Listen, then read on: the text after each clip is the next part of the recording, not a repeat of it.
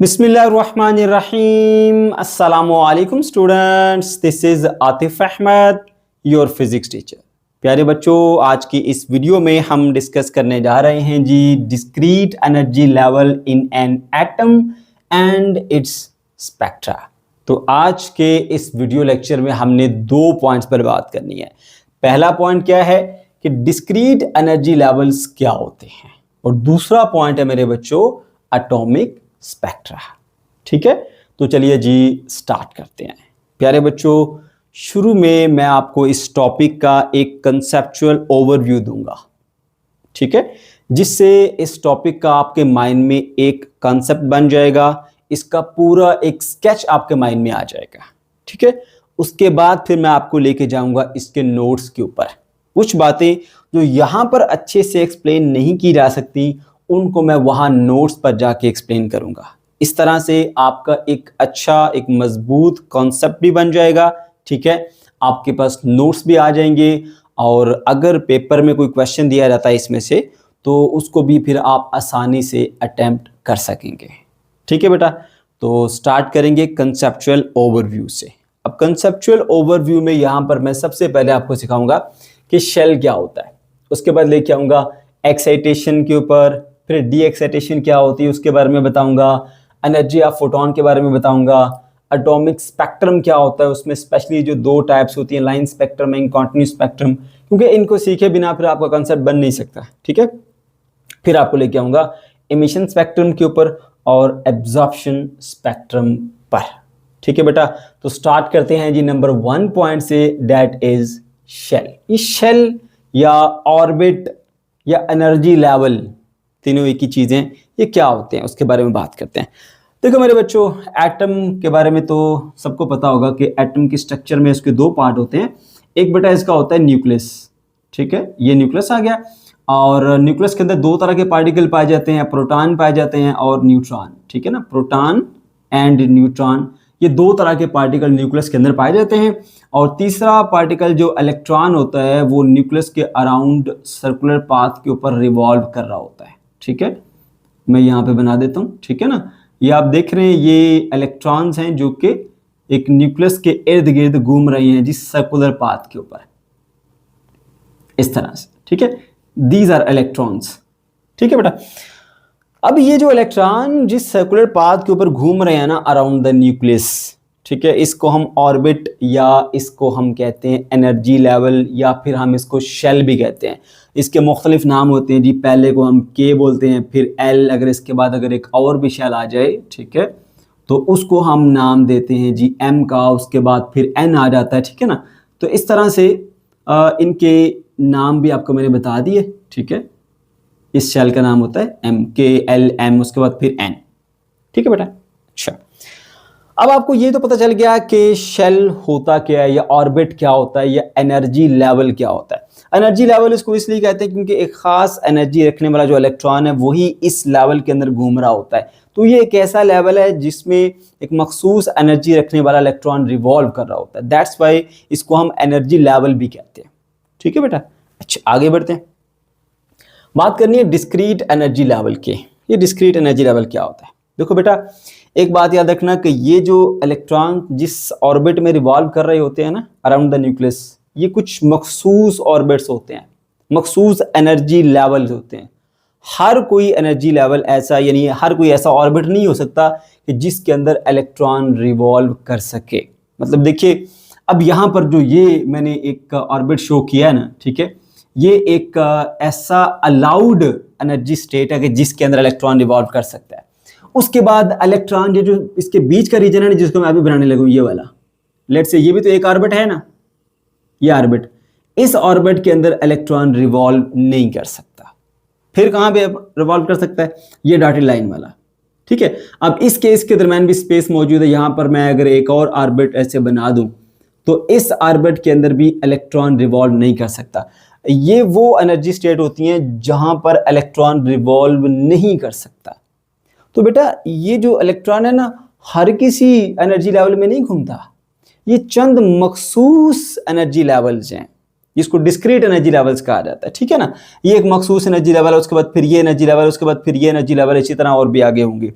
तो इलेक्ट्रॉन जिस allowed energy state के अंदर घूम रहा होता है ना, उसको बेसिकली हम ऑर्बिट कहते हैं, ठीक है। और ये कोई भी ऑर्बिट नहीं हो सकता, ये चंद मखसूस आपके पास एनर्जी लेवल जो होते हैं, ये चंद मखसूस आप ऑर्बिट्स कह लीजिए, शेल्स कह लीजिए, ठीक है, जिनके अंदर इलेक्ट्रॉन रिवॉल्व कर सकता है। These are allowed energy states, ठीक है, वो एनर्जी स्टेट जहां पे एक खास एनर्जी रखने वाला इलेक्ट्रॉन रिवॉल्व कर सकता है, अलाउड एनर्जी स्टेट्स, ठीक है। और ये कोई भी ऑर्बिट नहीं हो सकता, हर रेडियाई का ऑर्बिट नहीं हो सकता, बल्कि चंद मखसूस ऑर्बिट्स ही होते हैं। इसको हम बोलते हैं डिस्क्रीट एनर्जी लेवल्स, यानी ये फिक्स एनर्जी लेवल ये है, फिर उसके बाद ये होगा, फिर उसके बाद ये होगा, इसके अलावा कोई और नहीं होगा, ठीक है ना। इनके बिटवीन और कोई नहीं होगा, इसीलिए इनको डिस्क्रीट एनर्जी लेवल्स भी कहा जाता है, ठीक है बेटे। अब आपको बता दिया कि एनर्जी लेवल क्या होता है, या ऑर्बिट या शेल होता क्या है, ठीक है, और डिस्क्रीट एनर्जी लेवल से क्यों कहा जाता है, ठीक है बेटा। अच्छा, उसके बाद आगे बढ़ते हैं। अब इसी के हवाले से हमने बात करनी है जी एक्साइटेशन और डी एक्साइटेशन की, ठीक है ना। ये हमने एक पॉइंट जो है वो कर लिया, वो है आपका शेल के हवाले से, ठीक है, या ऑर्बिट के हवाले से। अब दूसरा पॉइंट है बेटा हमारे पास एक्साइटेशन, ठीक है।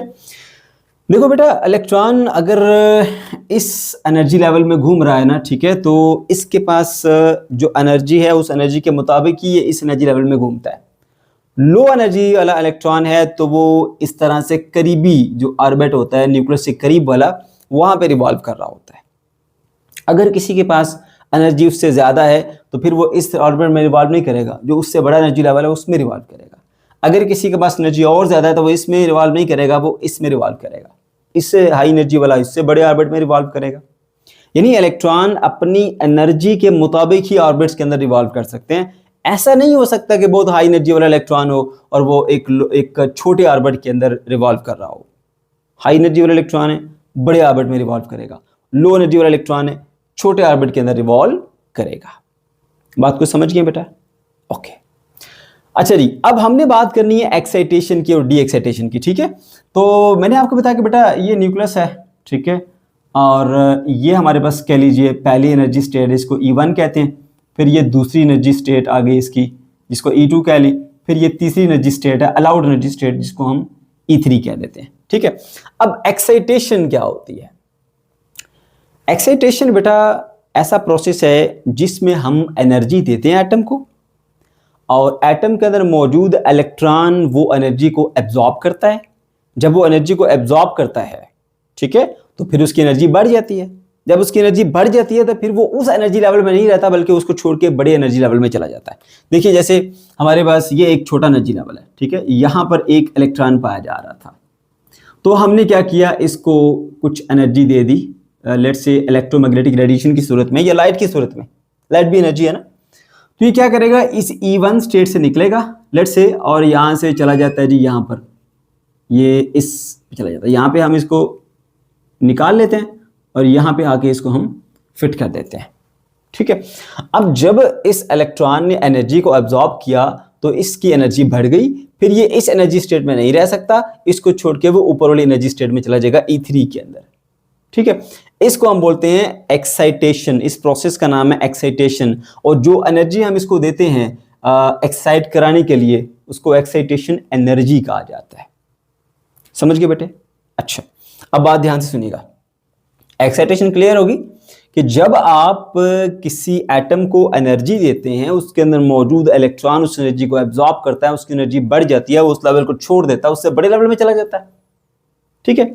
इसकी मैं आपको छोटी सी एग्जांपल देता हूँ समझने के लिए, ठीक है। आप यूँ समझे कि एक कोई बंदा बहुत गरीब है और वो ऐसी सोसाइटी में रहता है जहाँ पे उसके पास घर भी नहीं है, ठीक है, एक प्लॉट है उसने और टेंट लगाया हुआ और वहाँ पे अपना वो गुजर बसर कर रहा है। अगर कहीं से उसको 1 करोड़ रुपया मिल गया तो सोचो वो क्या करेगा। सबसे पहले तो वो अपनी इस लोकेशन को चेंज करेगा, अपने होलियों को बदलेगा, ठीक है, अपना जो लाइफ स्टाइल है उसको इम्प्रूव करेगा, बिजनेस करेगा, जो भी उसने करना है, ठीक है। तो वो इस लेवल को छोड़ेगा, ठीक है, और किसी सोसाइटी में जाके 15, 20 लाख, 30 लाख का घर ले लेगा, बाकी वो जो भी इन्वेस्ट करे, कहीं कारोबार करे, उसकी मर्जी, ठीक है। तो उसने जब उसके पास पैसा आ गया तो उसने उस लेवल को छोड़ के एक बड़े लेवल को अपनाया। यही केस यहाँ पर है। इलेक्ट्रॉन के पास एनर्जी कम थी तो छोटे ऑर्बिट में रिवॉल्व कर रहा है, जब एनर्जी अब्जॉर्ब कर ली, एनर्जी बढ़ गई, तो अब वो इस लेवल को छोड़ के इससे बड़े लेवल में चला जाता है, छोटी सोसाइटी को छोड़ के बड़ी सोसाइटी के अंदर चला जाता है, ठीक है। इसको हम एक्साइटेशन स्टेट कहते हैं, राइट। अच्छा, उसके बाद दूसरा पॉइंट वो मेरे बच्चों आपके पास आ जाता है जी डी एक्साइटेशन। एक्साइटेशन बता दिया आपको, डी एक्साइटेशन पे आ जाए। डी एक्साइटेशन क्या होती है? जब इलेक्ट्रॉन ने एनर्जी एब्जॉर्ब की थी यहां से और वो यहां से हायर स्टेट में चला गया था, एक्साइटेड स्टेट में आ गया। अब यहां पर ये ज्यादा देर के लिए नहीं रुकता, ठीक है, और ये वापस जाता है अपनी ग्राउंड स्टेट के अंदर। जब ये वापस अपनी ग्राउंड स्टेट के अंदर आएगा, ठीक है, यहां से वापस इधर, तो ये एनर्जी को फिर एमिट करेगा, ठीक है। जब एनर्जी एमिट हो जाएगी और ये वापस अपनी इस स्टेट से दोबारा यहां पर आ जाएगा, ठीक है, इसको इस स्टेट से वापस इस स्टेट पे ले आए, ठीक है, तो इसको हम बोलते हैं डी एक्साइटेशन। क्योंकि देखो ये एक्साइटेशन का ऑपोजिट है। एक्साइटेशन में क्या होता है? एनर्जी देकर लोअर से हायर ऑर्बिट में भेजा जाता है। डी एक्साइटेशन में क्या होता है? एनर्जी लेकर वापस उसको एक्साइटेड स्टेट से ग्राउंड स्टेट में भेजा जाता है या बड़े एनर्जी लेवल से छोटे एनर्जी लेवल में भेजा जाता है, ठीक है। और यहां से एनर्जी निकलती है, वो एमिट होती है। यहां पर एनर्जी क्या हो रही है? एब्जॉर्ब। यहां पर एनर्जी क्या हो रही है? एमिट हो रही है। इस प्रोसेस को हम बोलते हैं डी एक्साइटेशन, क्योंकि इसने एक एक्साइटेड एटम को डी एक्साइट करा दिया, उसके इलेक्ट्रॉन को हाई एनर्जी लेवल से लोअर एनर्जी लेवल के अंदर भेज दिया, ठीक है। इसको मेरे बच्चों कहते हैं जी डी एक्साइटेशन, ठीक है। अच्छा, उसके बाद फिर है जी एनर्जी ऑफ द फोटोन। अब फोटोन क्या होता है आप सबको पता ही है, इसके बारे में हम पढ़ चुके हैं बेटा। एनर्जी जो है ना, एनर्जी वो छोटे छोटे पैकेट्स की सूरत में जा रही होती है, ठीक है ना। और एनर्जी के एक जो पैकेट है उसको हम क्या बोलते हैं? फोटोन। और फोटोन की जो एनर्जी है वो डिपेंड कर रही होती है फ्रीक्वेंसी के ऊपर, ठीक है। According to this formula, energy of the photon is directly proportional to the frequency, so E is equals to HF। ये इसका बेटा फार्मूला है, E is equals to HF, ठीक है। So HF is the energy of the photon. तो जब आप HF energy का जो फोटोन है वो इसको देते हैं तो इलेक्ट्रॉन वो एनर्जी अब्जॉर्ब करता है, यहाँ पे ये सरफेस छोड़ के बड़े लेवल पे चला जाता है। इसको हम क्या कहते हैं? इसको हम बोलते हैं एक्साइटेशन, ठीक है। तो यहाँ पर जो इसने एनर्जी अब्जॉर्ब की है, जिस एनर्जी का फोटोन अब्जॉर्ब किया है ना, वो एनर्जी कितनी है, ठीक है, उसके हवाले से बात हो रही है। एनर्जी ऑफ द फोटोन, जो फोटोन यहाँ पे अब्जॉर्ब हुआ उसकी एनर्जी कितनी है, या फिर जो फोटोन यहाँ से एमिट हुआ, ठीक है, उसकी एनर्जी कितनी है, ठीक है। पहली बात याद रखें कि अगर ये इस स्टेट से इस स्टेट में जा रहा है, उसने इतनी एनर्जी का फोटोन एब्जॉर्ब किया, अगर वापस उसी स्टेट में आता है तो जितनी एनर्जी एब्जॉर्ब की थी उतनी एनर्जी यहाँ पर एमिट भी करेगा। तो ये एनर्जी जो है ना वो बेसिकली हमारे पास फोटोन की एनर्जी है। और ये किसके बराबर होती है ये कैसे पता चलेगा मेरे बच्चों? जिन दो शेल्स के दरमियान ट्रांजिशन हो रही है, जैसे देखिए ये वाला हमारा E1 स्टेट है, ये E2 स्टेट है और ये E3 स्टेट है। अब E3 और E1 के दरमियान ना एनर्जी जो इलेक्ट्रॉन है वो उसकी ट्रांजिशन हो रही है, इलेक्ट्रॉन अपनी चेनिंग कर रहे हैं, यानी लोअर से हायर में, हायर से लोअर में आ रहे हैं। तो जितना इन दो एनर्जी लेवल का डिफरेंस होगा उतनी ही एनर्जी का फोटोन इमिट या एब्जॉर्ब होगा। So we can say that HF यानी energy of the photon is equals to E3 minus E1। बड़ी एनर्जी स्टेट में से छोटी एनर्जी स्टेट को हम माइनस कर लेंगे, ठीक है बेटा। तो ये इस एनर्जी का फोटोन जो है वो यहां से एमिट होगा। तो सीधी सी बात है बेटा, जिन दो एनर्जी लेवल के दरमियान ट्रांजिशन हो रही है उन दो एनर्जी लेवल का जितना डिफरेंस है उतनी ही एनर्जी का फोटोन यहाँ पे एमिट भी होता है, उतनी ही एनर्जी का फोटोन यहाँ से एब्जॉर्ब भी होता है। बड़ी अहम बात है, याद रखिएगा इसे, ठीक है। ओके, अगर ऐसा होता कि इलेक्ट्रॉन यहाँ से इधर जाता, ठीक है, और तो फिर कितनी एनर्जी का फोटोन इमिट करता? फिर ये स्टेट E1 है, ये स्टेट E2 है, तो E2 माइनस E1 जितना इन दो एनर्जी लेवल का डिफरेंस है उतनी एनर्जी का फोटोन यहाँ पे एब्जॉर्ब होता, और जब ये वापस जाता तो उतनी एनर्जी का फोटोन यहाँ से इमिट भी होता, ठीक है। समझ गए? उम्मीद है आपको ये पॉइंट क्लियर में हो गया होगा, ठीक हो गया। So energy of the photon is equal to the difference of the two energy levels. कौन से टू एनर्जी लेवल? जिनके दरमियान ट्रांजिशन हो रही है, चाहे वो नीचे से ऊपर जा रहा है चाहे वो ऊपर से नीचे आ रहा है। फर्क क्या है? नीचे से ऊपर जाएगा छोटे से बड़े एनर्जी लेवल में तो एनर्जी एब्जॉर्ब करेगा, और बड़े से छोटे में आएगा तो एनर्जी एमिट करेगा, ठीक है। जैसे उसी शख्स के पास जिसके पास नया घर आ गया, उसने बिजनेस में इन्वेस्ट किया, उसको लॉस हो गया, उसको घर भी बेचना पड़ गया, जब सब कुछ गया तो फिर किधर आएगा? वापस उसी अपने टेंट वाले मकान में, ठीक है, या फिर वो भी जो भी उसने बनाया हुआ था एक आरजी सा घर उसमें वापस आएगा, ठीक है। इसी तरह से जब इसने एनर्जी लॉस कर दी तो वापस उसी जगह पे आएगा। Okay, so energy of the photon is equal to the difference of the two energy level, ठीक है बेटा। अच्छा, अब यहाँ पे मैंने आपको तमाम चीज़ें बता दी हैं कि डिस्क्रीट एनर्जी लेवल क्या होता है, एक्साइटेशन क्या होती है, डी एक्साइटेशन क्या होती है, एनर्जी ऑफ फोटोन कितनी होगी, ये सब चीज़ें डिस्कस कर ली हैं। अब हम बेटा दूसरे पॉइंट की तरफ आएंगे, डेट इज़ स्पेक्ट्रा। अब ये थोड़ा सा ऐसा पार्ट है हमारे इस लेक्चर का जिसमें स्टूडेंट थोड़ा सा देख के घबरा जाते हैं कि पता नहीं क्या चीज़ है, लाइन स्पेक्ट्रम क्या होता है, कॉटनी स्पेक्ट्रम क्या होता है, एब्जॉर्प्शन लाइन स्पेक्ट्रम क्या होता है, और ये इन चीज़ों से वो घबराते हैं। उसकी रीज़न ये बेटा कि आपके पास बेसिक्स नहीं होती। जब आपको बेसिक्स चीज़ें पता लग जाएंगी ना, सारी बेसिक्स क्लियर होंगी, तो फिर ये चीज़ों को आप इंजॉय करेंगे, फिर इससे परेशान नहीं होंगे। तो इसलिए मैं बेसिक्स से स्टार्ट करूँगा ताकि आप इन चीज़ों को इंजॉय करें, ठीक है। तो मेरे बच्चों, हम बात कर रहे हैं एटॉमिक स्पेक्ट्रा की। तो सबसे पहले तो ये पता होना चाहिए कि स्पेक्ट्रा क्या भला होती है, ये स्पेक्ट्रम क्या होता है। तो मैं आपको आसान अल्फाज में बताता हूँ। देखो मेरे बच्चों, हमारे पास ना ग्लास की बनी हुई एक बॉडी होती है, ठीक है, जिसको हम कहते हैं प्रिज्म। ये इस तरह की, इसकी एक साइड ट्राइंगुलर होती है, बाकी जो 3 साइड्स हैं इसकी ऐसे रेक्टेंगुलर शेप की होती हैं। ये ट्राइंगुलर शेप, ये ट्राइंगुलर शेप, बाकी तीनों साइड ये और ये बेटा होती हैं हमारे पास रेक्टेंगुलर शेप में, या स्क्वायर भी हो सकती हैं, ठीक है। अच्छा, इसको प्रिज्म कहते हैं। अब इसका जो सिंबल हम बनाते हैं बेटा, इसका सिंबॉलिकली हम इसको यूं रिप्रेजेंट करते हैं, ऐसे, ये प्रिज्म आ गया, ठीक है।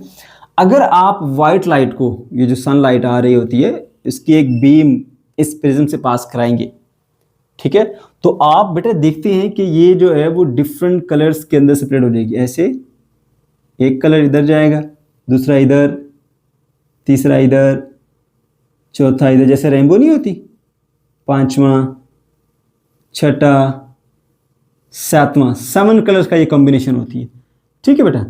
तो ये क्या हुआ यहाँ पर, असल में हुआ यूं कि लाइट जो है वो मीडियम चेंज कर रही है, वो एयर से ग्लास में, फिर ग्लास से एयर में आ रही है, तो यहाँ पर रिफ्रैक्शन का प्रोसेस होता है और लाइट अपना पाथ चेंज करती है, स्लाइटली बेंड हो जाती है, जिसको हम रिफ्रैक्शन कहते हैं, ठीक है। तो रिफ्रैक्शन जो है ना बेटा, वो डिपेंड कर रही होती है वेव्स की वेवलेंथ के ऊपर। White light is a combination of 7 colours light, 7 रंगों की लाइट का ये मिक्सचर होती है व्हाइट लाइट। हर एक कलर की अपनी मखसूस वेवलेंथ होती है, ठीक है। तो एक कलर की वेवलेंथ दूसरे कलर की वेवलेंथ से अलग होती है, जुदा होती है, ठीक है। तो क्योंकि वेवलेंथ अलग अलग होगी, तो वेवलेंथ के मुताबिक ही तो बेंडिंग होती है यहाँ पर। तो जब ये व्हाइट लाइट की एक बीम यहाँ से पास की, उसके अंदर 7 लाइट का कॉम्बिनेशन था, सबकी वेवलेंथ अलग अलग थी, इसलिए वो अलग अलग तरीके से बेंड हुई और यूं बिखर के अलग अलग हो गई। पहले वो कॉम्बिनेशन था व्हाइट लाइट, अब वो 7 डिफरेंट कलर्स के अंदर आपको दिखाई दे रही है। मेरे बच्चों, ये जो पूरी एक रेंज आती है ना वेव्स की, जो कि यहाँ पे आपको रिसीव हो रही है, डिफरेंट वेवलेंथ की वेव्स की जो एक पूरी रेंज मिल रही है ना, इसको हम स्पेक्ट्रा कहते हैं या स्पेक्ट्रम कहते हैं, इसको स्पेक्ट्रम ऑफ लाइट। तो याद रखिए, पहला पॉइंट माइंड में, स्पेक्ट्रम ऑफ लाइट क्या है बेटा। स्पेक्ट्रम ऑफ लाइट ना आपके पास लाइट के अंदर मौजूद तमाम जो वेवलेंथ है उनकी एक रेंज है कि यहां से लेकर यहां तक तमाम वेवलेंथ इसके अंदर पाई जाती है। इसकी रियल लाइफ से एग्जांपल आपका जो रेनबो बनती है आसमान के ऊपर, जब बारिश के बाद आपने देखा होगा, वो बेसिकली क्या होती है कि एक वाटर ड्रॉपलेट से जब लाइट की पास करती है ना, तो इस तरह से वो 7 डिफरेंट कलर्स में सेपरेट होती है, तो फिर आपको आसमान के ऊपर 7 रंग नजर आते हैं, समझ गए। तो यहाँ पे प्रिज्म के थ्रू आपने इसको जो है वो अलग अलग जो लाइट सी, कलर की लाइट सी, उसमें सेपरेट कर लिया। तो पूरी आपको ना एक रेंज मिल रही है वेवलेंथ की। वेवलेंथ की इस पूरी रेंज को जो आपको मिल रही है ना, इसको मेरे बच्चों हम बोलते हैं स्पेक्ट्रम, ठीक है। उम्मीद करता हूं कि आपको ये पॉइंट समझ में आ गया होगा स्पेक्ट्रम होता क्या है। अब उसके बाद बेटा आगे चलते हैं। स्पेक्ट्रम ना 2 तरह का होता है, एक को हम बोलते हैं लाइन स्पेक्ट्रम, एक को बोलते हैं कॉन्टिन्यूस स्पेक्ट्रम, ठीक है। लाइन वर्सेस कॉन्टिन्यूस, ठीक है। अब इन दोनों में मैं आपको फर्क बताता हूं बेटा। ये जो कॉन्टिन्यूस स्पेक्ट्रम होता है ना, इसकी बेस्ट एग्जांपल आपके पास रेनबो है, ठीक है। और अगर मैं दिखाऊं आपको तो ये कुछ इस तरह से होता है बेटा कि एक कलर की लाइट है, ठीक है, वो ऐसे यहाँ पे आपको दिखेगी, उसके बाद दूसरा कलर है, इस कलर के साथ मर्ज हुआ होगा, ऐसे कोई डिफरेंस नहीं होगा बीच में, ऐसे मर्ज हुआ होगा। उसके बाद तीसरा कलर मैं यहाँ पे ट्राई करता हूँ, ठीक है, ये तीसरा कलर आ गया, सही है, ये इसके अंदर मर्ज हुआ हुआ है। और चौथा कलर मैं यहाँ पे ले लेता हूँ, यहाँ देखिए ये चौथा कलर है, ये यहाँ पे ऐसे इसके अंदर मौजूद होगा। तो सारे कलर जो है वो एक दूसरे के अंदर घुसे हुए होते हैं, ऐसे मर्ज हुए रहते हैं, बीच में गैप नहीं होता, बीच में स्पेस नहीं होता। और यहाँ से लेकर यहाँ तक जितनी भी वेवलेंथ हैं इसके अंदर वो सारी की सारी वेवलेंथ मौजूद है। तो इसी वजह से ना एक कलर दूसरे कलर के साथ मिक्स हुआ होता है, मर्ज हुआ होता है, इसको बोलते हैं कंटिन्यूस स्पेक्ट्रम, क्योंकि इसमें कुछ अलग अलग नहीं है, बस एक कलर दूसरे कलर के अंदर कंटिन्यू है, जारी है बस, ठीक है। That's why it is known as continuous spectrum. दूसरा होता है हमारे पास लाइन स्पेक्ट्रम। अब लाइन स्पेक्ट्रम में बेटे क्या होता है, लाइन स्पेक्ट्रम में ऐसा होता है कि आपको लेट्स से एक डार्क बैकग्राउंड है, ठीक है। मैं अब यहाँ पे थोड़ा सा डार्क बैकग्राउंड बना देता हूँ जी, ठीक है, जल्दी से। ये हमारे पास एक डार्क बैकग्राउंड आ गया। उस डार्क बैकग्राउंड के अंदर जो है ना वो आपको इस तरह की ब्राइट लाइंस दिखेंगी, ऐसे एक लाइन यहाँ पर आ गई, फिर यहाँ पे आ गई, फिर यहाँ पे आ गई, इस तरह की ना लाइंस दिखेंगी, ठीक है। या फिर यूं हो सकता है कि आपके पास डिफरेंट कलर्स की लाइट होंगी इसके ऊपर और उसके अंदर आपको डार्क लाइंस दिखेंगी, या डार्क सरफेस पे ब्राइट लाइन दिखेंगी, या डिफरेंट कलर की सरफेस के ऊपर आपको डार्क लाइंस दिखेंगी, ठीक है, समझ रहे हो ना। और आसान करता हूं तो या बैकग्राउंड डार्क होगा उसके ऊपर लाइंस ब्राइट होंगी, या बैकग्राउंड ब्राइट होगा उसके ऊपर डार्क लाइंस होंगी, उसको हम बोलते हैं लाइन स्पेक्ट्रम। सही है। अच्छा, अब यहां पर कंटिन्यूस स्पेक्ट्रम में क्या था, एक कलर दूसरे कलर में घुसा हुआ है। अब देखो यहां पर एक ये वेवलेंथ है, कोई लाइट होगी वेवलेंथ की, उसके बाद यहां से लेकर यहां तक वेवलेंथ नहीं है, फिर ये अलग एक वेवलेंथ की लाइन आई, फिर ये अलग एक वेवलेंथ की लाइन आई, यहां पर आई, यहां पे आई। एक कलर दूसरे कलर से टोटली अलग है, कलर कह लीजिए, या एक जो वेव है या एक जो ब्राइट स्पॉट बन रहा है वो दूसरे से अलग जुदा है, जबकि यहां पर ऐसा नहीं है। ये इन दोनों में एक फर्क आ गया, लाइन स्पेक्ट्रम में और कंटिन्यूस स्पेक्ट्रम में, ठीक है। अब ये जो लाइन स्पेक्ट्रम है बेटा, इसकी आगे फर्दर 2 टाइप्स है। चलो नीचे की तरफ ले आता हूं यार उसका मैं ऐसे, ठीक है। 2 टाइप्स आ जाती है जिसकी, एक को हम बोलते हैं एमिशन स्पेक्ट्रम, ठीक है, जो यहां पे आपको सिखाऊंगा, और दूसरा एब्जॉर्प्शन स्पेक्ट्रम, ठीक है। एमिशन स्पेक्ट्रम और एब्जॉर्प्शन, ठीक है। अब एमिशन स्पेक्ट्रम और एब्जॉर्प्शन स्पेक्ट्रम में क्या फर्क है ये भी आपको बताता हूं। ये दोनों लाइन स्पेक्ट्रम में आ जाते हैं। लाइन एमिशन स्पेक्ट्रम में ये होता है कि आपके पास जो एमिट हो गया, बल्कि मैं इससे पहले आपको एक चीज बताना चाहता हूं, उसके बाद इसके ऊपर लेके आता हूं। यहां पे ये चीजें क्लियर होगी ना कि लाइन स्पेक्ट्रम में और इसमें क्या फर्क होता है। अब हम बात करते हैं, इससे पहले ज्यादा जरूरी है, तब आपको ये चीजें समझ आएंगी, वो है एटॉमिक स्पेक्ट्रा। ये क्या था, ये लाइट का स्पेक्ट्रम था। अब किसकी बात करनी है, एटम के स्पेक्ट्रम के बारे में। तो एटम का स्पेक्ट्रम किस तरह से लेंगे। एटम के स्पेक्ट्रम बेटा 2 तरह के होते हैं, एक को हम एमिशन स्पेक्ट्रम कहते हैं, एक को एब्जॉर्प्शन स्पेक्ट्रम कहते हैं। एमिशन स्पेक्ट्रम कब होगा, देखो यहां पर हमने ये देखा था ना कि हम एनर्जी दे रहे हैं इसको, ठीक है, और एटम्स के जो इलेक्ट्रॉन है वो एनर्जी अब्जॉर्ब करके हायर स्टेट में जाते हैं, फिर वो यहाँ ज़्यादा देर रह नहीं सकते, वापस अपने ग्राउंड स्टेट के अंदर आते हैं। जब वो ग्राउंड स्टेट में आते हैं तो फोटॉन इमिट करते हैं। अब यहाँ से जो फोटॉन निकल के आ रहे हैं ये इमिट होके आ रहे हैं ना, ठीक है। और अगर इन फोटॉन्स को हम ऐसा करें कि सामने इसके एक स्लिट लगा दें और उसके बाद फिर हम उसके सामने एक प्रिज्म लगा दें फोकस करने के लिए, सॉरी प्रिज्म क्या है, लेंस लगा दें फोकस करने के लिए, उसके सामने प्रिज्म रखें, ठीक है। अभी आगे चल के नोट्स में ये चीज़ दिखाऊंगा आपको, तो देखेंगे कि जो फोटॉन्स इमिट होके आए ना एटम में से, उन फोटॉन्स का जब हम इस तरह स्पेक्ट्रम लेंगे, सीधी सीधी सी बात है।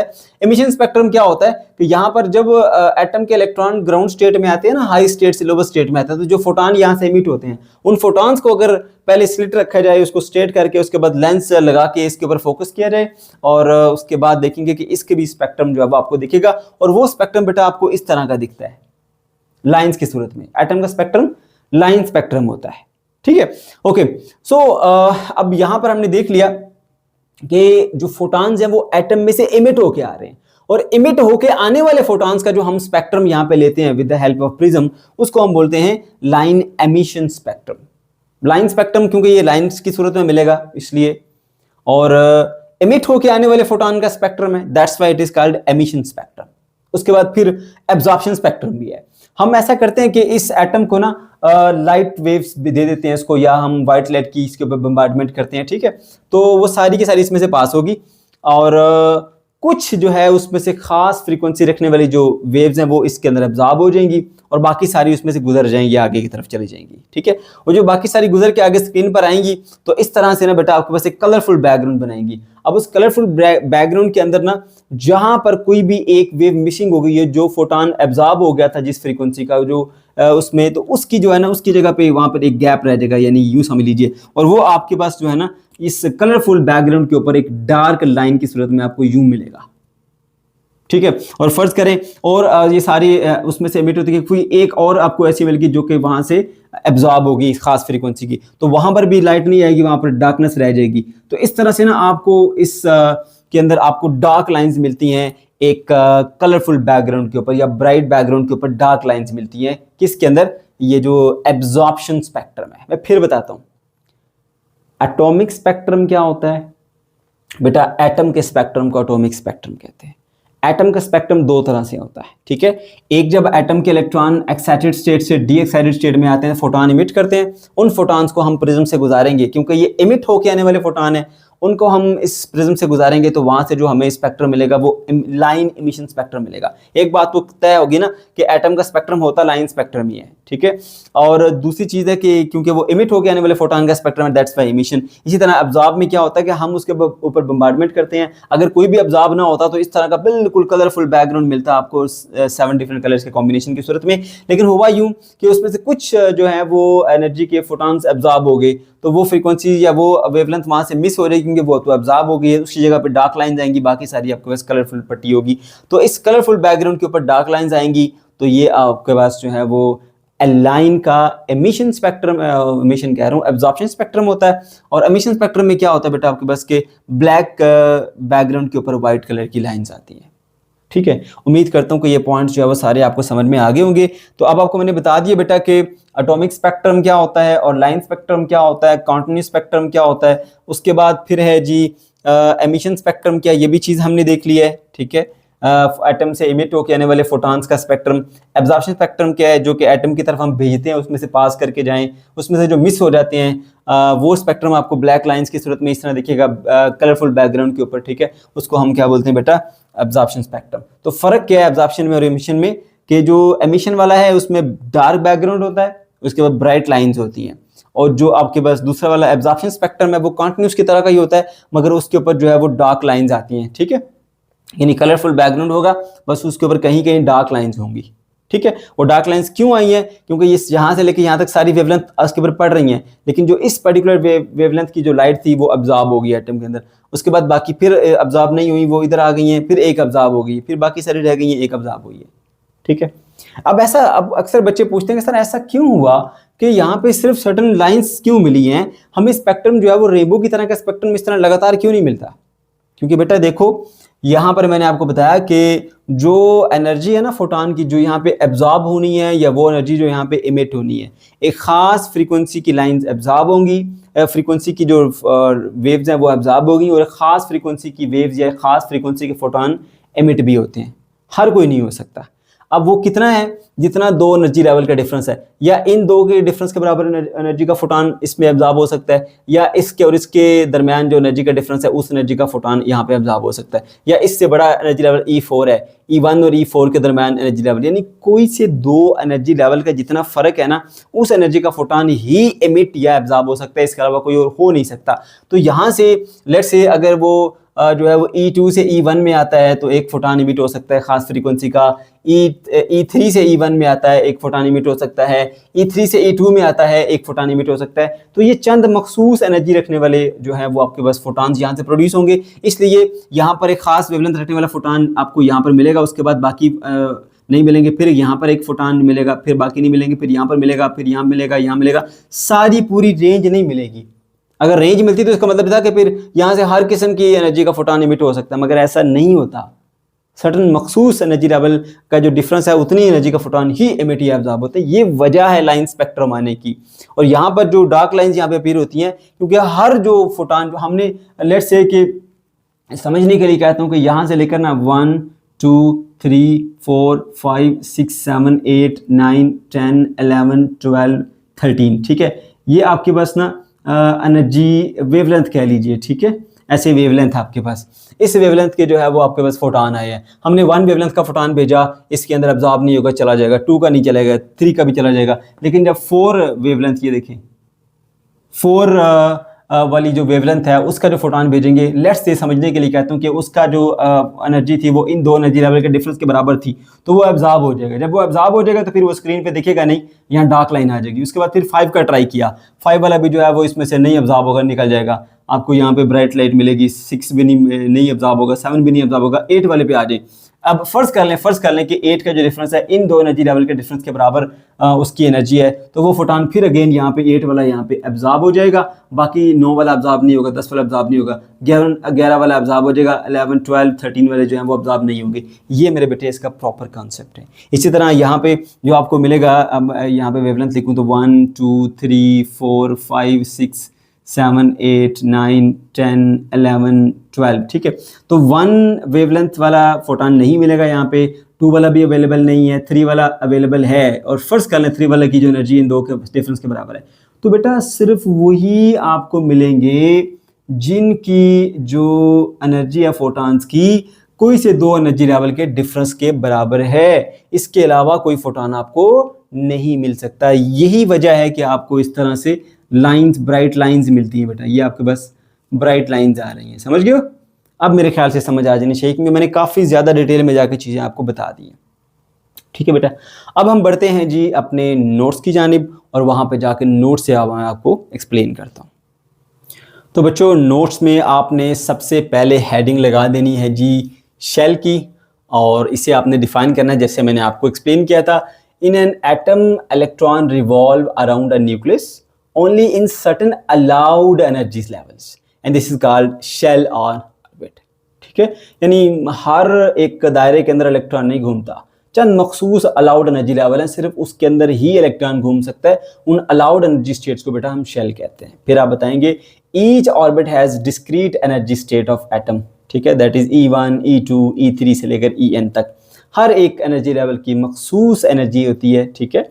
और transition of electron is possible when it lose or gain energy. अगर ट्रांजिशन कहते हैं इलेक्ट्रॉन को मुंतकिल करना, इलेक्ट्रॉन एक शेल से दूसरे में जाना चाहता है या दूसरे से तीसरे में जाना चाहता है, ठीक है, तो जितना उन दो एनर्जी लेवल का डिफरेंस है उतनी एनर्जी को वो एब्जॉर्ब करेगा, तो वो नीचे से ऊपर जा सकता है। या फिर अगर जिस एक एनर्जी लेवल से दूसरे एनर्जी लेवल में वो जाना चाह रहा है, जितना उन दो एनर्जी लेवल का डिफरेंस है उतनी एनर्जी को वो एमिट कर दे, निकाल दे, तो फिर वापस वो उस शेल में आ सकता है। ठीक है, सो ट्रांजिशन ऑफ इलेक्ट्रॉन के लिए ज़रूरी है कि या तो वो एनर्जी लूज करे या वो एनर्जी गेन करे, और वो कितनी होनी चाहिए, वो difference of the two energy level होनी चाहिए जिनके दरमियान वो ट्रांजिशन करना चाह रहा है, चाहे वो नीचे से ऊपर या ऊपर से नीचे आए। उसके बाद बेटा जैसे आपको बताया था कि एक्साइटेशन की हेडिंग लगाएंगे, बताएंगे energy is required for an electron to move from a lower to higher energy level. नीचे से ऊपर जाना चाहते हो, एनर्जी चाहिए, ठीक है, एनर्जी दोगे, नीचे से ऊपर आप इलेक्ट्रॉन को ले जाओगे एक एटम के अंदर, और इस प्रोसेस को हम एक्साइटेशन कहते हैं। जो एनर्जी यहाँ पर चाहिए बेटा उसको एक्साइटेशन एनर्जी कहते हैं। उसके बाद हेडिंग लगाएंगे डी एक्साइटेशन की, ठीक है, तो इसका ऑपोजिट है एनर्जी इज रिलीज्ड। वहाँ पे एनर्जी रिक्वायर्ड थी, यहाँ पर एनर्जी रिलीज होती है। If electron move from higher state to lower state, यहाँ पर क्या हो रहा था, लो से हाई पे जा रहे थे। डी एक्साइटेशन में क्या होता है, हाई से वापस लो के ऊपर आते हैं। This transition is called D excitation and the energy release is called D excitation energy. ठीक है, अब यहाँ पे आप देख सकते हैं मैंने दो एटम्स बनाए हैं, ये उसका न्यूक्लियस है, ये एनर्जी लेवल है E1, E2 और E3। तो जब इलेक्ट्रॉन जो है वो E3 स्टेट से E1 स्टेट में आता है, तो जितना इन दो एनर्जी लेवल का डिफरेंस है उतनी एनर्जी का फोटोन यहाँ से इमिट करेगा, उसको हम कहते हैं जी HF। इसी तरह से जब उसने नीचे से ऊपर की तरफ जाना है, ठीक है, यानी लोअर एनर्जी लेवल से हाई एनर्जी लेवल के अंदर, तो जितना दो एनर्जी लेवल का डिफरेंस है इतनी एनर्जी का फोटोन वो एब्जॉर्ब करेगा। एब्जॉर्ब करने के बाद फिर वो हाई स्टेट में चला जाएगा। इसको बोलते हैं कि एटम एक्साइटेड स्टेट में चला गया, इसको कहते हैं कि एटम वापस ग्राउंड स्टेट के अंदर आ गया, या इलेक्ट्रॉन उसका वापस आ गया लोवेस्ट एनर्जी स्टेट के अंदर। ठीक है, अच्छा, उसके बाद फिर फोटोन की एनर्जी के बारे में बात होगी। एनर्जी ऑफ द एमिटेड और absorb photon depends upon the difference of energy level. ठीक है, अब इसमें एक पॉइंट यहाँ पर ऐड करना चाहिए था, चले मैं इधर लिख देता हूँ कि आपके पास जो डेल्टा E है, डेल्टा E लिख लें, या फिर आप ऐसा कर लें E2 माइनस E1 या E3 माइनस E1, जिन दो में ट्रांजिशन हो रही है, यानी कि HF energy of the photon is equals to E3 minus E1। ये एक चीज़ आप यहाँ पे लिख लीजिए, डेल्टा I भी इसको लिख सकते हैं। ठीक है, जिन दो एनर्जी लेवल के दरमियान एक्सचेंज हो रही है, ठीक है, उनके डिफरेंस के बराबर जो है वो फोटोन की एनर्जी होगी जो वहां पे एब्जॉर्ब होगा या फिर वहां से एमिट होगा, ठीक है बेटा। उसके बाद फिर आप एटॉमिक स्पेक्ट्रा के ऊपर आ जाएंगे और बताएंगे atomic spectra is a set of all the emitted और absorbed radiation of different wavelengths.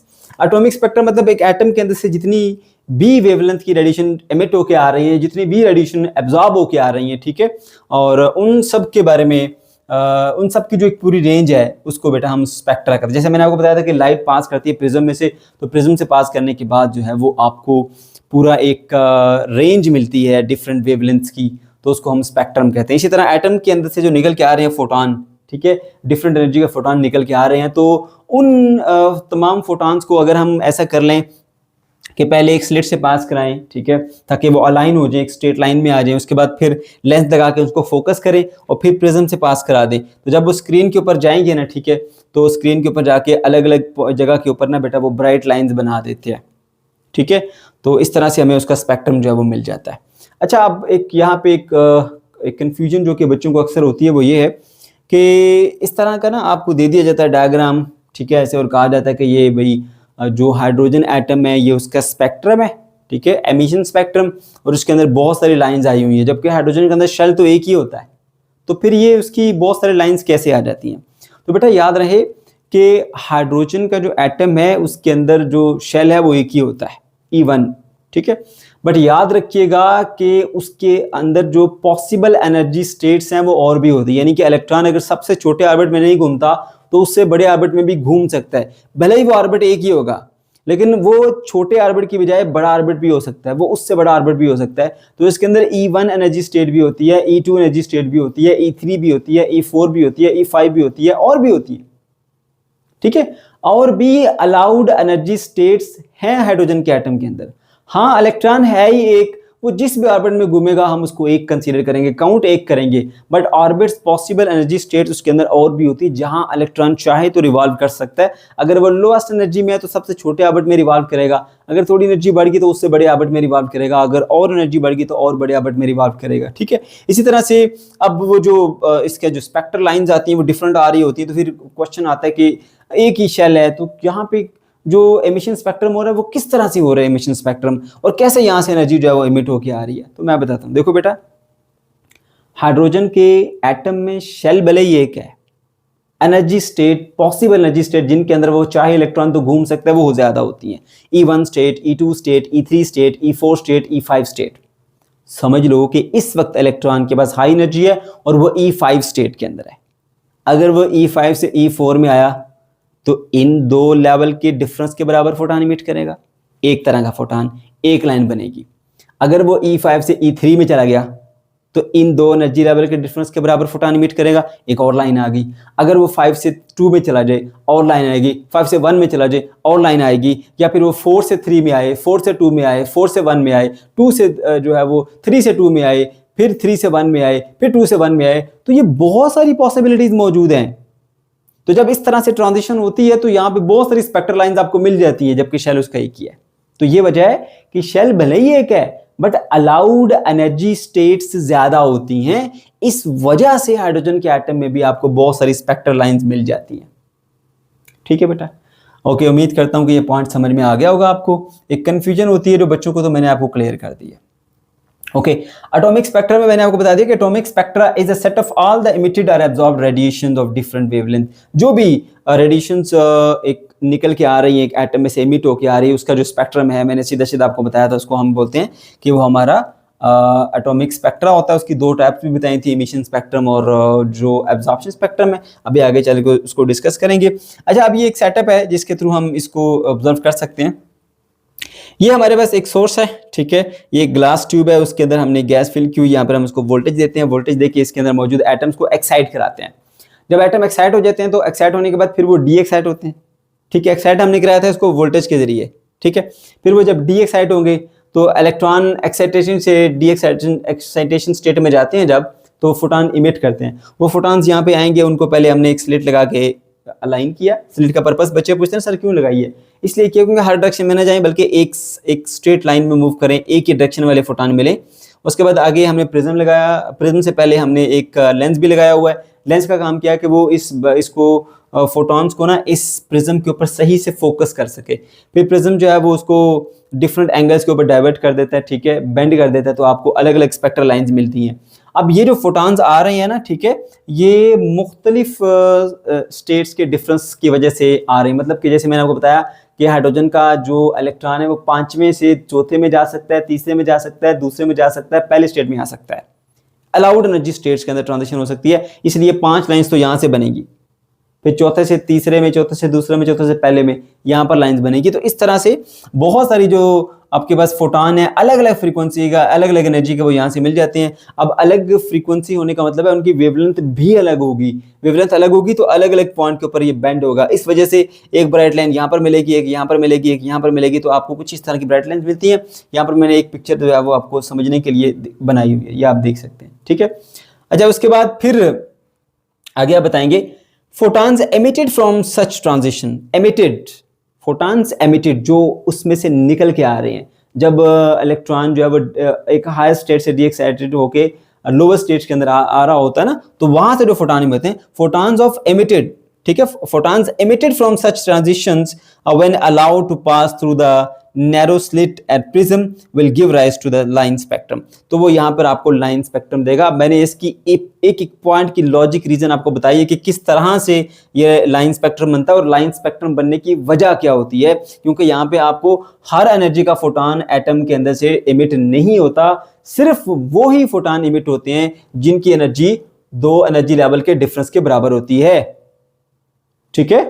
अच्छा, इसलिए आपको कहीं कहीं पे ये ब्राइट लाइंस मिलेंगी, कहीं कहीं पर नहीं मिलेंगी, ठीक हो गया। ये इस चीज को क्लियर करती है कि आपको हर फ्रीक्वेंसी का फोटॉन नहीं मिल रहा या हर वेवलेंथ का फोटॉन नहीं मिल रहा, बल्कि चंद मखसूस फ्रीक्वेंसी या वेवलेंथ के फोटॉन ही आपको मिल रहे हैं। इस वजह से बेटा आपके पास लाइन स्पेक्ट्रम आता है। याद रखें, कंटिन्यूस स्पेक्ट्रम तब आता है जब आपके पास तमाम वेवलेंथ की रेंज पूरी पड़ जाती है। 1 nanometer, 2 nanometer, 3 nanometer, 4 nanometer, 5 nanometer, 7 nanometer, 10 nanometer, सारी मिल रही है आपको इस तरह से।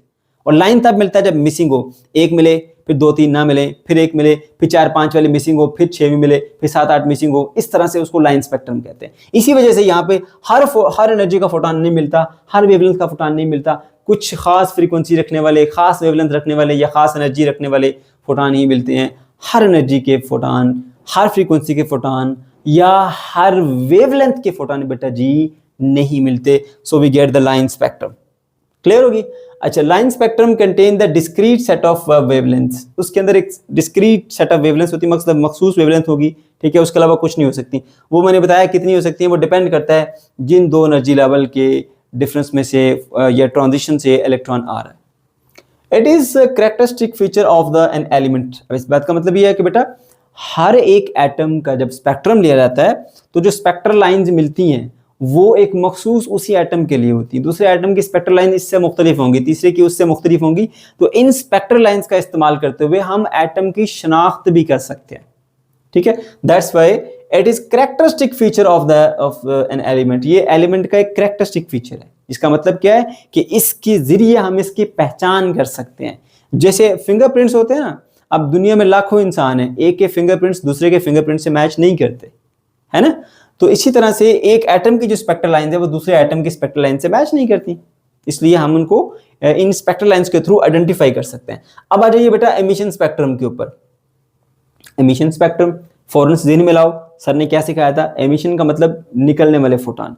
अब जब एटम डी एक्साइटेड स्टेट में आता है, उसके इलेक्ट्रॉन हाई स्टेट से लोअर स्टेट के अंदर आ रहे होते हैं, तो ही फोटॉन वो इमिट करता है। अब वो जो फोटॉन इमिट होके आ रहे हैं, उन फोटॉन्स के सामने आप इस तरह से एक सेटअप लगा दें। मेन हमारा जो मकसद है प्रिज्म से पास करना है। प्रिज्म से पास करेंगे तो वो डिफरेंट पोजीशंस के ऊपर डाइवर्ट हो जाएंगे, बेंड हो जाएंगे अलग अलग, तो आपको स्पेक्ट्रल लाइंस मिलेंगी, ठीक है। तो क्योंकि ये इमिट होने वाले फोटॉन्स का स्पेक्ट्रम है, that's why it is called emission spectrum, ठीक।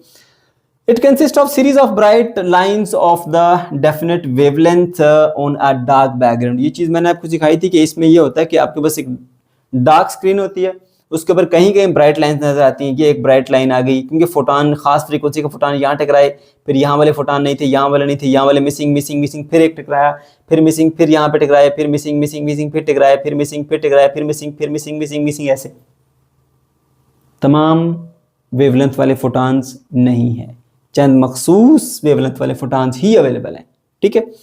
ओके, तो ये लाइन स्पेक्ट्रम की एग्जांपल है, ठीक है बेटा, कि ये डार्क बैकग्राउंड के ऊपर ब्राइट लाइंस की सूरत में आपको मिलता है। It is produced when the stream of photons of different frequency passes through the prism. और ये तभी मुमकिन है जब हमारे पास डिफरेंट फ्रीक्वेंसी रखने वाले जो फोटॉन्स हैं, ठीक है, वो पास करते हैं जी एक प्रिज्म में से। और डिफरेंट फ्रीक्वेंसी वाले फोटॉन कैसे मिलेंगे? जब डिफरेंट एनर्जी लेवल्स के दरमियान ट्रांजिशन होगी। जैसे मैंने एग्जांपल दी थी, 5 में से चौथे में फोटॉन आए, इलेक्ट्रॉन आए, 5 में से तीसरे में, 5 में से दूसरे में, 5 में से पहले में, ठीक है। तो यहाँ 4 किस्म के फोटॉन मिलेंगे, 4 अलग अलग एनर्जी रखने वाले, 4 अलग अलग वेवलेंथ रखने वाले, ये 4 अलग अलग फ्रीक्वेंसी रखने वाले, ठीक है। तो इस तरह से बेटा आपको बस फिर अलग अलग लाइंस या बहुत सारे लाइंस मिल जाती हैं इवन हाइड्रोजन एटम के अंदर ही। These photons are emitted randomly when the electron move from a higher to lower orbit। ये तो पता ही है, आपको बात बताई है। Each element has its unique set of lines so that it can be used to identify the atom। इसी बात की यहाँ पर मजीद एक्सप्लेनेशन की गई है आपके बुक के अंदर, ठीक है, कि आप इन स्पेक्ट्रल लाइंस को या एटम का स्पेक्ट्रम देखते हुए उसकी पहचान कर सकते हैं, क्योंकि हर एटम का एक यूनिक स्पेक्ट्रम है, वो किसी और का नहीं हो सकता। ओके जी, उसके बाद फिर हम आगे बढ़ते हैं जी एब्जॉर्प्शन स्पेक्ट्रम। अब एब्जॉर्प्शन स्पेक्ट्रम क्या होता है? इसके नाम से जाहिर है जो एब्जॉर्ब कराई है ना फोटॉन्स, आपने एब्जॉर्ब होने वाले फोटॉन्स का स्पेक्ट्रम अब आपने लेना है, ठीक है। अब एक लम्हे के लिए पहले जरा सोचिए, हमने जो है वो एक मटेरियल लेना है, करना क्या है, मटेरियल लेके उसके ऊपर हमने लाइट को भेजना है या इलेक्ट्रोमैग्नेटिक रेडिएशन को भेजने, वो उसमें से पास करके जाएंगी, कुछ उसमें एब्जॉर्ब हो जाएंगी, कुछ बाकी जो है वो पास करके आगे चली जाएंगी, ठीक है। अच्छा, अगर कोई भी एब्जॉर्ब ना हो और सारी उसमें से निकल के सामने चली जाए और उनके सामने हम रखें एक प्रिज्म, तो समझ लीजिए कि व्हाइट लाइट को हमने इस मटेरियल के ऊपर फेंका, इसमें एब्जॉर्ब ही ना हुई। जब एब्जॉर्ब ना हुई तो प्रिज्म से पास करेगी, प्रिज्म से पास करने के जाने के बाद यहाँ पे आपको 7 कलर्स की यानी कलरफुल एक स्ट्रिप नजर आएगी, पूरी बैंड नजर आएगी, जैसे रेनबो होती है, सारे कलर ही कलर, तो पूरी की पूरी एक आपको ब्राइट स्ट्रिप नजर आएगी, ठीक है, जो डिफरेंट कलर्स पर मुश्तमिल होगी, राइट। लेकिन ऐसा नहीं होता, क्योंकि जब आप डिफरेंट एनर्जी रखने वाली या डिफरेंट वेवलेंथ रखने वाली जो रेडिएशन है वो इसके ऊपर फॉल कराते हैं। White light is a combination of 7 different colours light होता है ना, हर एक की फ्रीक्वेंसी भी अलग अलग है, हर एक की एनर्जी अलग अलग है, हर एक की वेवलेंथ अलग अलग है। इस वजह से उसमें से कुछ खास फ्रीक्वेंसी रखने वाले या कुछ खास एनर्जी रखने वाले जो फोटॉन्स हैं वो यहाँ एब्जॉर्ब हो जाते हैं। कौन से वाले एब्जॉर्ब होंगे? यानी कोई अगर ऐसा फोटॉन आ गया कि जिसकी एनर्जी कोई से 2 एनर्जी लेवल के डिफरेंस के बराबर है, ठीक है, तो वो फोटॉन वहां इलेक्ट्रॉन से एब्जॉर्ब हो जाएगा और इलेक्ट्रॉन उस लेवल को छोड़ के उससे बड़े लेवल में चला जाएगा।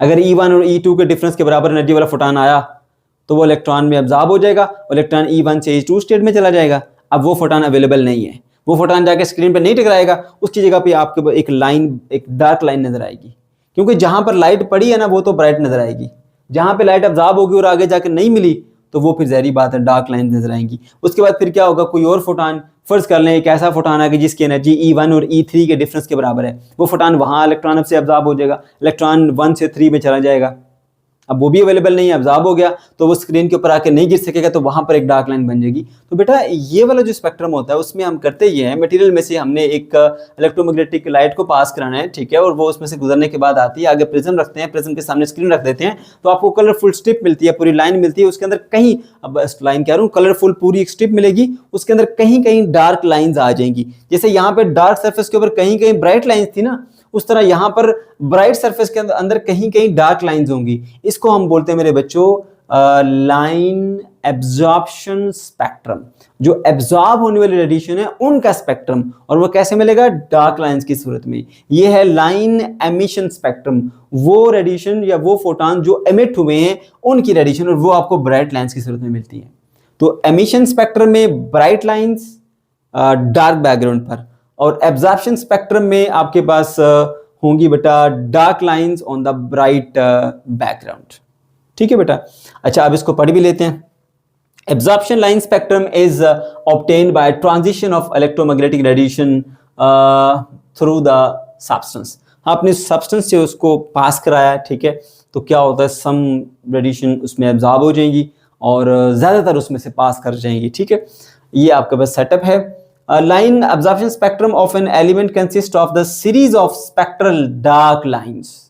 ये dark lines पर मुश्तमिल एक सीरीज है on a colored background, उसके ऊपर black कलर की dark strips होंगी, ठीक है। ओके जी, उसके बाद फिर color background is produced when the white light is passed through the narrow slit and then prism। अब ये जो 7 कलर्स का कॉम्बिनेशन इस वजह से आ रहा है कि हमने व्हाइट लाइट को इस मटेरियल में से पास किया, ठीक है। तो जो यहाँ से व्हाइट लाइट आएगी उसके बाद प्रिज्म से गुजरेगी, तो आपको पता है व्हाइट लाइट तो 7 कलर्स का कॉम्बिनेशन होती है, तो हर एक कलर की अपनी अपनी वेवलेंथ है, तो वो अलग अलग पॉइंट के ऊपर जाके फिर जो बेंड होगी, तो इसलिए 7 के 7 कलर अलग हो जाएंगे, जैसे मैं आपको बता चुका हूँ रैम्बो के केस में होता है, ठीक है। Okay, the dark lines are due to the absorption of the some photons of specific frequency. Dark lines क्यों अपेयर होती हैं? क्योंकि यहाँ पर जिस फोटॉन ने आके गिरना था, उसको ब्राइट बनाना था ना, वो गिरा नहीं, वो तो एब्जॉर्ब हो गया यहाँ पर, है ना। और यहाँ पर कौन सा आएगा जो एब्जॉर्ब नहीं हुआ, इसलिए ज्यादातर तो एब्जॉर्ब नहीं हुए, तो ज्यादातर आपके पास बैकग्राउंड पूरा कलरफुल बन जाता है। कहीं कहीं एब्जॉर्ब हुए, कहीं कहीं इसलिए क्योंकि वही फोटॉन एब्जॉर्ब हो सकता है जिसकी एनर्जी 2 एनर्जी लेवल के डिफरेंस के बराबर है, इसलिए कहीं कहीं पर आपको डार्क लाइंस नजर आई, ठीक है बेटा। Okay, unabsorbed light photons of different frequencies fall on the screen after passing through the prism and shows the color background. ये वो बता रहा है आपको कि कलर बैकग्राउंड क्यों दिखा।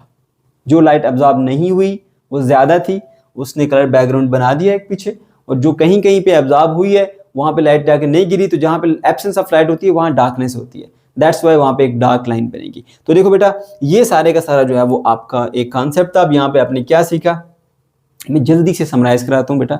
नंबर 1, आपके पास शेल क्या होता है, एक अलाउड एनर्जी स्टेट होता है जिसमें इलेक्ट्रॉन रिवॉल्व करता है अराउंड द न्यूक्लियस, ठीक है। इलेक्ट्रॉन की ट्रांजिशन होती है, अगर वो एनर्जी अब्जॉर्ब करेगा तो लोअर एनर्जी लेवल से हाई एनर्जी लेवल में चला जाएगा, इसको एक्साइटेशन कहते हैं। अगर वापस वो नीचे आएगा हाई एनर्जी लेवल से लोअर एनर्जी लेवल में, उसको डी एक्साइटेशन कहते हैं, और यहाँ पर वो फोटॉन इमिट करता है। एक्साइटेशन में फोटॉन एब्जॉर्ब होता है, डी एक्साइटेशन में फोटॉन इमिट होता है, ठीक है। और इसके अलावा तीसरा पॉइंट ये था कि वही फोटॉन एमिट या एब्जॉर्ब होगा जो 2 एनर्जी लेवल के डिफरेंस के बराबर है। कौन से 2 एनर्जी लेवल के डिफरेंस के बराबर? जिन 2 एनर्जी लेवल के दरमियान इलेक्ट्रॉन ने ट्रांजिशन करनी है, या नीचे से ऊपर जाना है या ऊपर से नीचे आना है, ओके। उसके अलावा बेटा आपको मैंने बताया था कि आपके पास जो है वो एटॉमिक स्पेक्ट्रा क्या होता है। एटम क्या है, जो उसमें से निकल के आने वाली जो फोटॉन्स हैं उनको अगर हम प्रिज्म से पास करेंगे, ठीक है, तो जो हमें एक डिफरेंट वेवलेंथ की एक रेंज मिलेगी स्क्रीन के ऊपर, उसको हम एटॉमिक स्पेक्ट्रा कहते हैं। 2 तरह का होता है, एमिशन और एब्जॉर्प्शन।